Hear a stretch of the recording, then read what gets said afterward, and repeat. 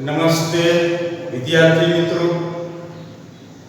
આપણે અગાઉના વિડિયોમાં વિવિધ દિશાઓ અને ઘડિયાળમાં કલાકનો કાંટાના પરિભ્રમણનો અભ્યાસ કર્યા બાદ આજના વિડિયોમાં આપણે ધોરણ 6 વિષય ગણિત પ્રકરણ 5 પાયાના આકારોની સમજૂતી એમાં તમારે ગણિતની પાઠ્યપુસ્તકનો સ્વાધ્યાય 5.2 એનો પ્રશ્ન 1 અને પ્રશ્ન 2 એનો અભ્યાસ કરીશું.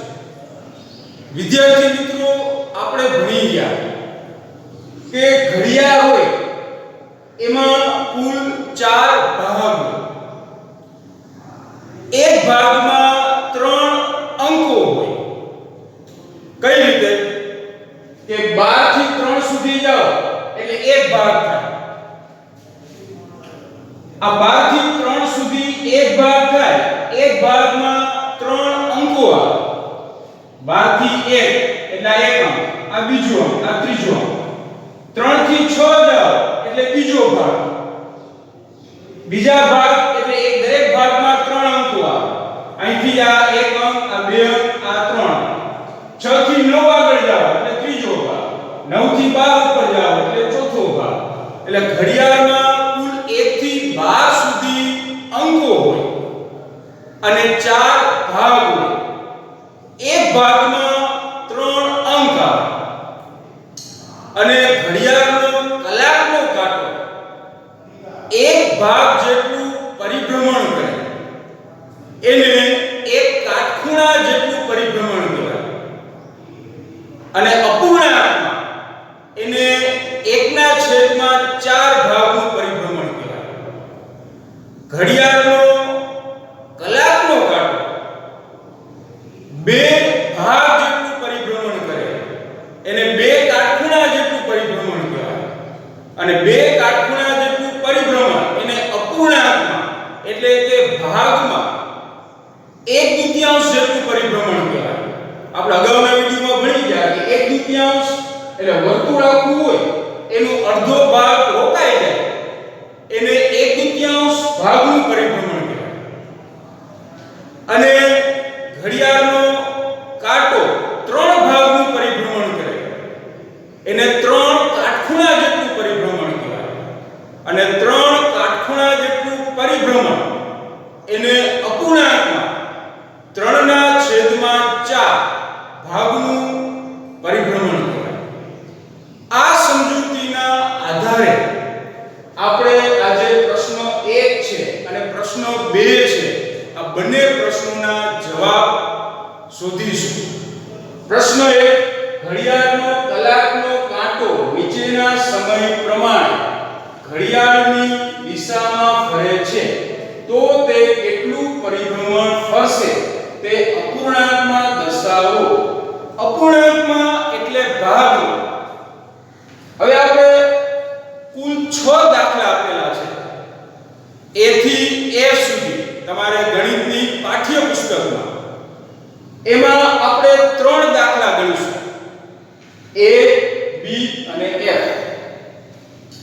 એમાં 3 થી 9 એટલે સૌપ્રથમ તો આપણે આકૃતિ દોરવી પડે.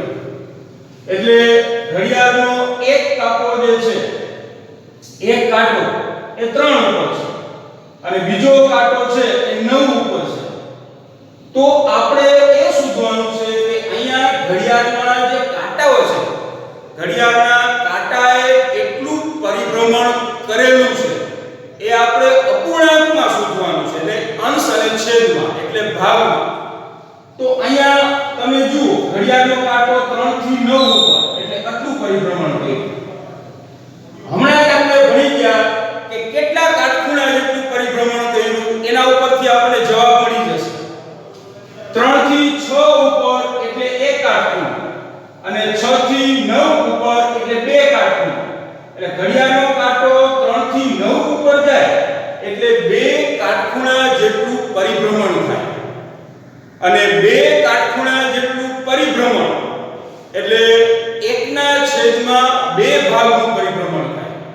એક કાટખૂણો એટલે 1/4, બે કાટખૂણા એટલે 1/4 વત્તા 1/4. આપણે આની પહેલા વિડિયોમાં ભણી ગયા. આ એક કાટખૂણા જેટલું પરિભ્રમણ, આ બીજા કાટખૂણા જેટલું પરિભ્રમણ. આનું આપણે સાદું રૂપ આપીએ, બંનેના છેદ સરખો એટલે લસા 4, 1 + 1 એટલે 2, એટલે 2 ના છેદમાં 4. અંશ ઉડાડ એટલે 2 ના ઘડિયામાં 4 આવે એટલે 2 * 4, એટલે ઉપર કઈ મળ્યું એટલે 1 ના છેદમાં 2, એટલે 1 ના છેદમાં 2 જેટલું પરિભ્રમણ થાય.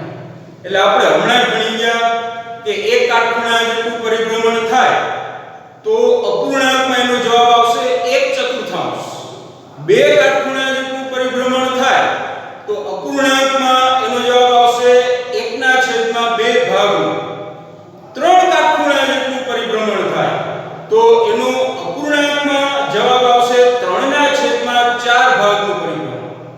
તો અહીંયા આપણે જવાબ લખેલો છે કલાકનો કાંટો 3 થી 9 ઉપર જતા બે કાટખૂણા જેટલું પરિભ્રમણ.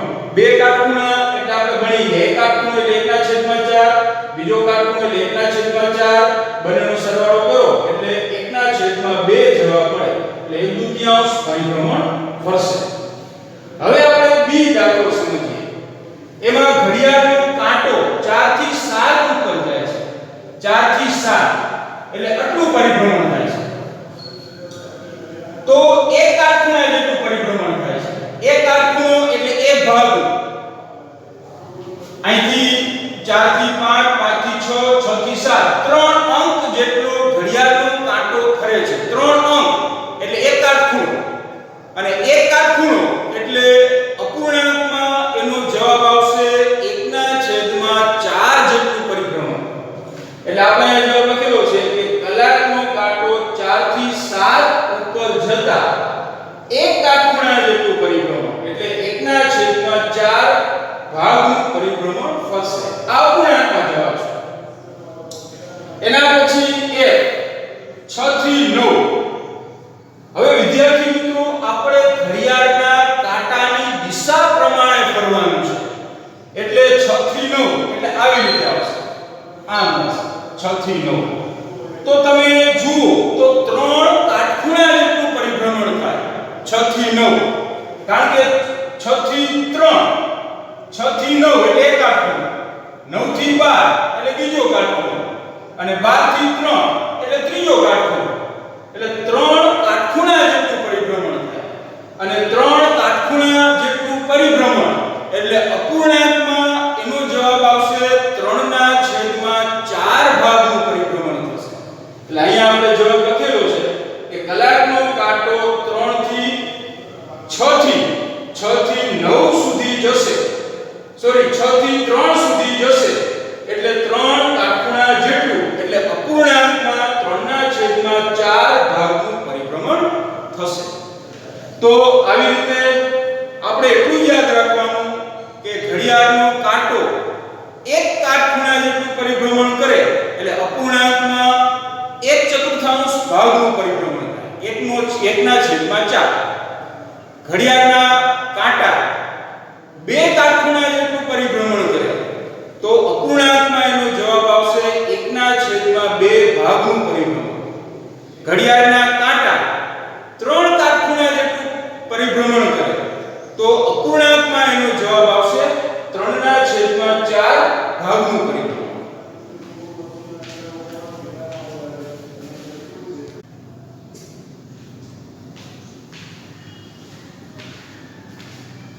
હવે વિદ્યાર્થી મિત્રો આપણે પ્રશ્ન 2 ઘડિયાળનો કાંટો ક્યાં ઊભો હશે. આમાં પ્રશ્ન 2 માં આપણે A B C D એમ 4 પ્રશ્નો પૂછેલા છે.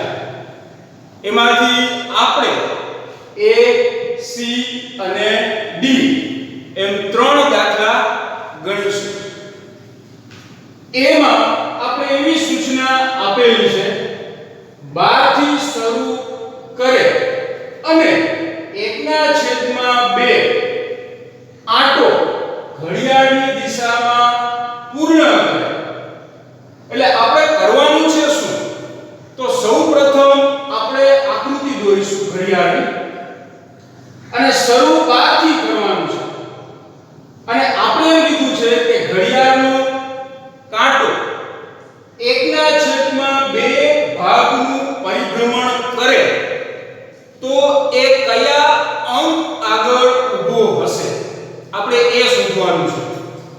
વિદ્યાર્થી મિત્રો અહીંયા તમારે ત્રણ વસ્તુ યાદ રાખવાની. જો ઘડિયાળનો કાંટો 1/4 ભાગનું પરિભ્રમણ કરે તો એને એક કાટખૂણા જેટલું પરિભ્રમણ કહેવાય. અને એક કાટખૂણા જેટલું પરિભ્રમણ એટલે આપણે ઘડિયાળની દિશામાં 3 અંક ફરવા, 3 અંક ખસવા, એટલે ઘડિયાળનો કાંટો ત્યાં ઊભો હશે. જો આપણને 1/2 ભાગનું પરિભ્રમણ આપેલું હોય, અહીંયા જ આપેલું છે 1/2 ભાગનું પરિભ્રમણ કરે છે, તો એ 2 કાટખૂણા જેટલું પરિભ્રમણ કહેવાય. અને 2 કાટખૂણા જેટલું પરિભ્રમણ એટલે આપણે 6 અંક ખસવાના. અને જો ઘડિયાળનો કાંટો 3/4 અહીં આપેલું છે 3/4 ભાગનું પરિભ્રમણ કરે તો એને 3 કાટખૂણા જેટલું પરિભ્રમણ કહેવાય. અને 3 કાટખૂણા જેટલું પરિભ્રમણ એટલે આપણે 9 અંક ખસવાના, 9 અંક. આવી રીતે તમે સમજીને દાખલો ગણો એટલે આપણી ક્યાંય ભૂલ થશે નહીં. તો અહીંયા આપણે 12 થી શરૂ કરવાનું છે. એટલે ઘડિયાળનો એક કાંટો 12 અને 1/2 ભાગનું પરિભ્રમણ કરવાનું છે. હવે 1/2 ભાગનું પરિભ્રમણ એટલે 2 કાટખૂણા જેટલું પરિભ્રમણ. અને 2 કાટખૂણા જેટલું પરિભ્રમણ એટલે આપણે ઘડિયાળના ફરવાની દિશામાં 6 અંક ખસવા. 6 અંક એટલે અહીંયા 12 આગળ છે, અહીંથી આ 1 2 3 4 5 ને 6 એટલે ઘડિયાળનો કાંટો 6 ઉપર આવશે. એટલે આપણે જવાબ લખીશું અને ઘડિયાળના કાંટાની દિશામાં ફેરવા લાવી રીતે. એટલે ઘડિયાળનો કાંટો 12 થી શરૂ કરી અને ઘડિયાળના કાંટાની દિશામાં 1/2 આંટો પૂર્ણ કરે તો તે 6 ઉપર હોય. ઘડિયાળનો કાંટો છે તે 6 ઉપર હોય. એવી રીતે સી 5 થી શરૂ કરે એટલે એક કાંટો 5 ઉપર છે અને ઘડિયાળના કાંટાની દિશામાં 1/4 આંટો કરે. 1/4 એટલે એક કાટખૂણા જેટલું પરિભ્રમણ. અને એક કાટખૂણા જેટલું પરિભ્રમણ એટલે આપણે ઘડિયાળના કાંટાની દિશામાં એટલે કે ઘડિયાળના ફરવાની દિશામાં આપણે 3 અંક ખસવા. પણ આપણે ક્યાંથી ખસીશું? 5 આગળ. એટલે એક કાંટો 5 ઉપર છે અને 1/4 જેટલું પરિભ્રમણ એટલે એક કાટખૂણા જેટલું એટલે 3 અંક આપણે ખસીશું. એટલે અહીંથી આ એક અંક, આ બીજો અને આ ત્રીજો. તો ઘડિયાળનો બીજો કાંટો છે 8 ઉપર હશે. આપણે આટલું પરિભ્રમણ કરેલું છે. તો અહીંયા લખીશું ઘડિયાળનો કાંટો 5 થી શરૂ કરી અને ઘડિયાળના કાંટાની દિશામાં 1/4 આંટો પૂર્ણ કરે તો તે બીજો કાંટો ક્યાં હશે? 8 ઉપર હોય. હવે આપણે ડી 5 થી શરૂ કરે અને ઘડિયાળની દિશામાં 3/4 આંટો ફરે. શરૂ કરવાનું છે આપણે 5 થી અને ફરવાનું છે કેટલું? 3/4. 3/4 એટલે 3 કાટખૂણા જેટલું પરિભ્રમણ. અને 3 કાટખૂણા જેટલું પરિભ્રમણ, એક કાટખૂણા જેટલું પરિભ્રમણ એટલે 3 અંક ખસવાના. 2 કાટખૂણા જેટલું પરિભ્રમણ એટલે 6 અંક ખસવાના. અને 3 કાટખૂણા જેટલું પરિભ્રમણ એટલે આપણે 9 અંક ખસવાના. કઈ દિશામાં? તો ઘડિયાળના કાંટાના ફરવાની દિશામાં 9 અંક ખસીશું. કારણ શું? કારણ કે અહીંયા 3/4 એટલે 3 કાટખૂણા જેટલું એટલે 3 કાટખૂણા જેટલું એટલે 9 અંક ખસીશું. એટલે અહીંયા 5 આગળ છે, અહીંથી આ 1 2 3 એટલે એક કાટખૂણો. પછી અહીંથી 1 2 3 એટલે બીજો કાટખૂણો. અહીંથી 1 2 3 એટલે ત્રીજો કાટખૂણો. એટલે અહીંયા આપણે લખીશું. અને આપણી ફરવાની દિશા આ રીતે. તો આપણો જવાબ આવશે 2. એટલે આપણે અહીંયા જવાબ શું લખીશું? ઘડિયાળનો કાંટો 5 થી શરૂ કરી ઘડિયાળના કાંટાની દિશામાં 3/4 આંટા પૂર્ણ કરે તો તે 2 ઉપર હોય, 2 ઉપર જાય. એટલે અહીંયા કેટલાક નિયમો છે, એ નિયમો તમને બરાબર સમજણ પડે અને વારંવાર વિડિયો જોશો અને જાતે પ્રેક્ટિસ કરશો એટલે તમને સરસ આવડી જાય. અહીંયા તમારે ખાલી એટલું જ યાદ રાખવાનું છે કે 1/4 જેટલું પરિભ્રમણ એટલે એક કાટખૂણા જેટલું પરિભ્રમણ. એટલે આપણે ઘડિયાળના કાંટાની દિશામાં 3 અંક ખસવાનું. 1/2 જેટલું પરિભ્રમણ એટલે 2 કાટખૂણા જેટલું પરિભ્રમણ. એટલે આપણે ઘડિયાળના કાંટાની દિશામાં 6 અંક ખસવાનું. અને 3/4 જેટલું પરિભ્રમણ.